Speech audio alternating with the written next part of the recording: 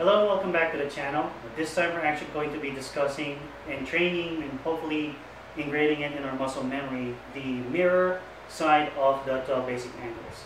What I mean by mirror is that instead of actually starting from your same hand, same side, the hand that you're using the stick or holding with the stick, you're now going to do the 12 basic angles from your same hand, opposite side or mirrored side. And you'll be able to find out why it's called a mirror. So we're going to start doing the 12 basic angles first.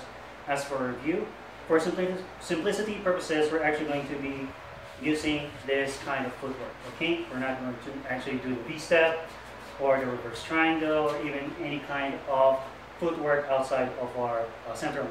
We're just going to be moving this way to make it simple. Okay, so follow along. Let's review the 12 basic angles. 1, 2, 3, 4, 5, 6, 7, 8, 9, 10, 11, and 12. Now we're actually going to do the mirrored 12 basic.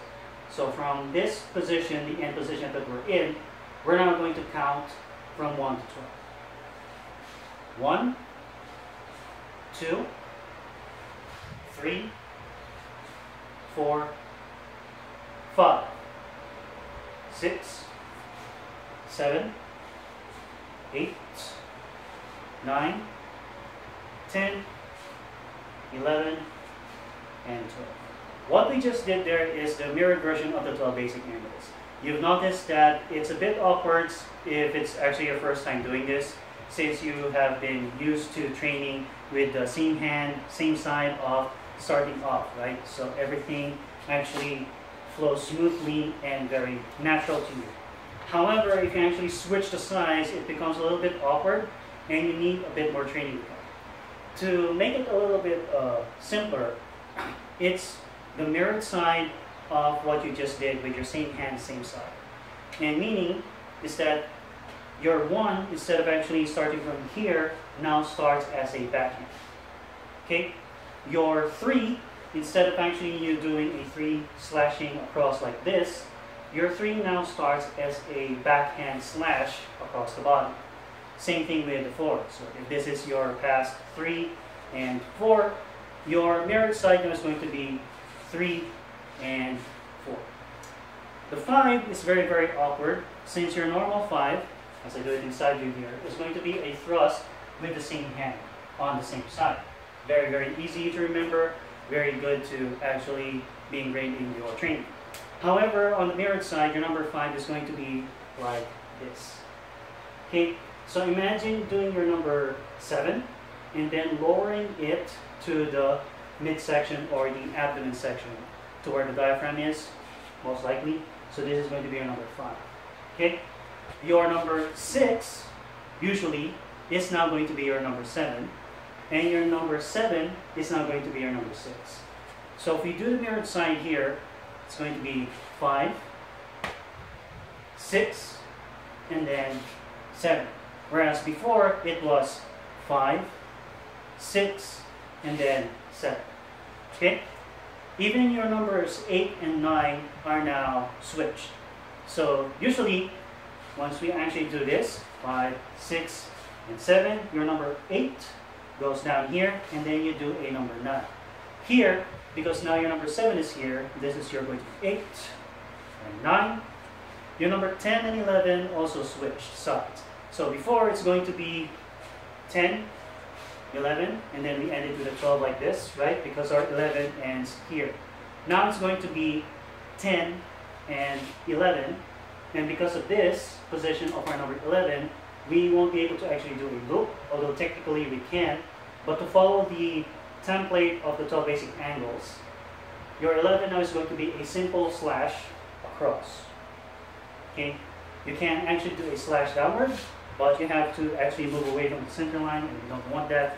We want to maintain where we are at the moment for practice or for training purposes.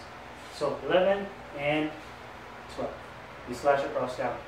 And we're back to the same hand, same side position.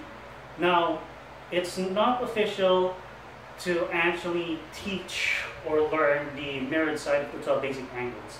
But this is actually my introduction to you on actually training your flow, meaning there are no pauses. You would actually find yourself most often that after you do your 12 basic angles, right? So let's say, for example, I did 10, 11, and 12.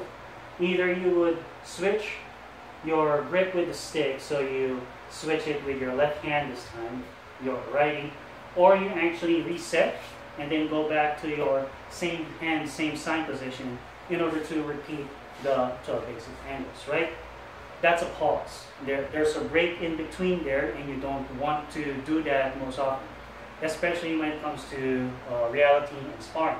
You want to continue your flow, meaning that since you're already in the groove, you are mindful that you don't actually want to have pauses, because being in a pause or being in a broken rhythm rather, which is a very huge con on this, is that you are leaving yourself open for any kind of counterattack from your assailant, whether they are actually in a sparring setting or unfortunately in a real life setting. You don't want to actually break your offense / defense because they're a mixture of the two.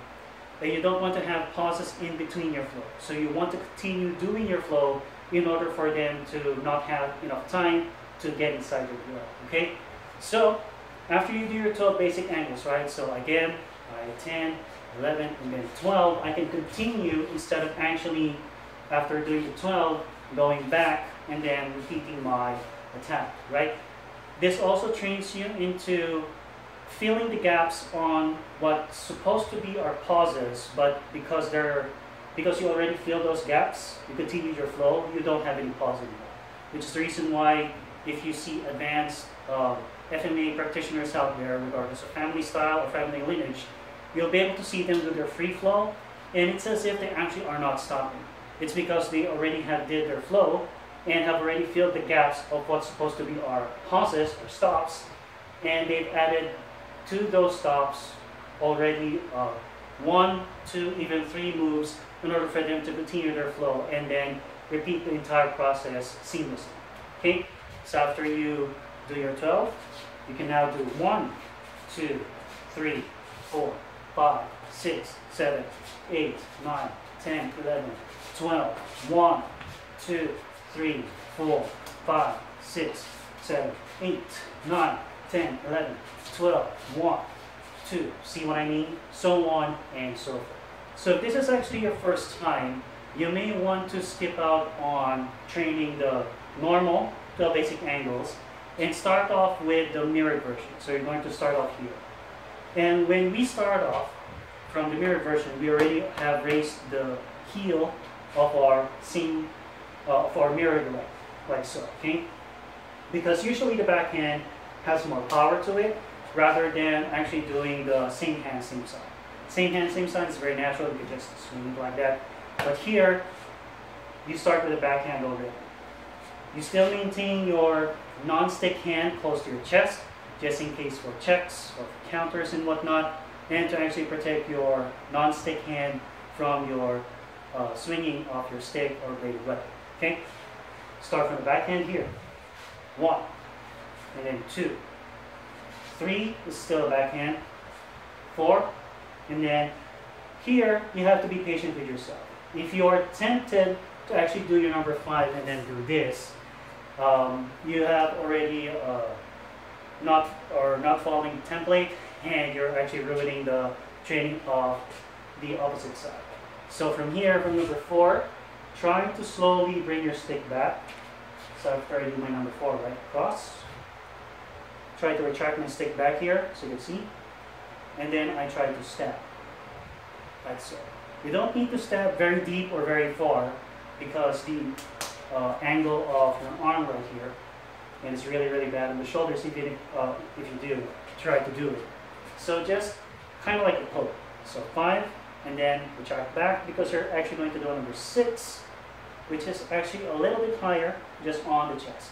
6, switch, 7, from here, 8, 9, 10, and 11, This is actually a lot more natural than you actually see.